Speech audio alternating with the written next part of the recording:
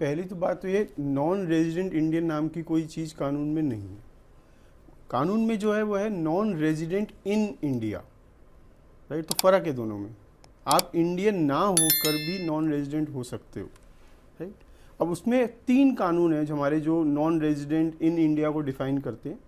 पहला है income tax act, दूसरा है फेमा और तीसरा है आधार एक्ट।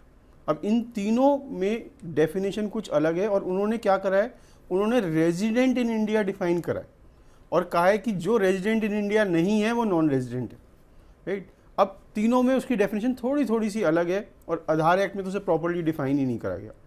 अब इनकम टैक्स एक्ट कहता है अगर आप इंडिया में 181 दिन से ज़्यादा रहे हो तो आप इंडियन रेजिडेंट हो गए किसी प्रीवियस फाइनेंशियल ईयर में। प्रीवियस फाइनेंशियल ईयर मतलब पिछले साल का जो टैक्स आपका ईयर है उसमें अगर आप 181 दिन से ज़्यादा इंडिया में रह गए तो आप रेजिडेंट इन इंडिया हो। तो क्या इसका मतलब ये हुआ अगर मैं इंडिया में 181 दिन से कम रहा तो मैं नॉन रेजिडेंट हो गया? उसके लिए एक सेकंड कंडीशन भी है।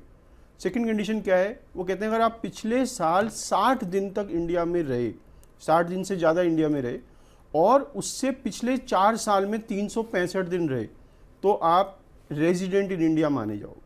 इसका मतलब एक बच्चा जो है वो पढ़ने के लिए गया समझ लो 30 मई को, राइट। अब वो 60 दिन से ज़्यादा इंडिया में रह गया, क्या वो रेजिडेंट इन इंडिया हो गया?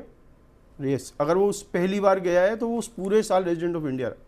अब इसका मतलब तो मैं अगर जॉब करने इंडिया से बाहर जाऊंगा और मैं 31 मई को चला गया तो मैं रेजिडेंट इन इंडिया हो गया? नहीं, उसके लिए भी कानून ने एक छूट दी है। अगर आप एम्प्लॉयमेंट के लिए इंडिया से बाहर जाते हो और आप इंडिया में 181 दिन से कम रहते हो तो आप नॉन रेजिडेंट करें, राइट। उसके अलावा बहुत सारी इसमें बहुत सारे और सब क्लॉजेज हैं, resident and ordinary resident, resident and not ordinary resident, right. तो वो पूरा एक एपिसोड हो जाएगा अगर हम उसको समझाएं। पर बेसिकली यही है कि आपके कुछ रहने के नियम है, आप कितने दिन इंडिया में रहे, पिछले सालों में कितने दिन रहे, उसके हिसाब से डिसाइड होता है कि आप इंडिया में रेजिडेंट हो या नॉन रेजिडेंट हो। पर मेन चीज़ क्या है कि आपको क्यों पता होना चाहिए आप इंडिया में रेजिडेंट हो या नहीं हो? क्योंकि जो इनकम टैक्स आप पे लगेगा वो डिपेंड करेगा आप इंडिया में रेजिडेंट हो या नहीं हो।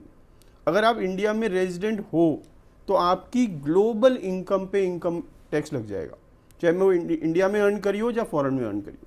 पर अगर आप नॉन रेजिडेंट प्रूव हो गए तो आपकी खाली इंडियन इनकम पे इंडिया में टैक्स देना पड़ेगा, जो बाहर आपने इनकम कमाई है उस पर टैक्स नहीं देना पड़ेगा।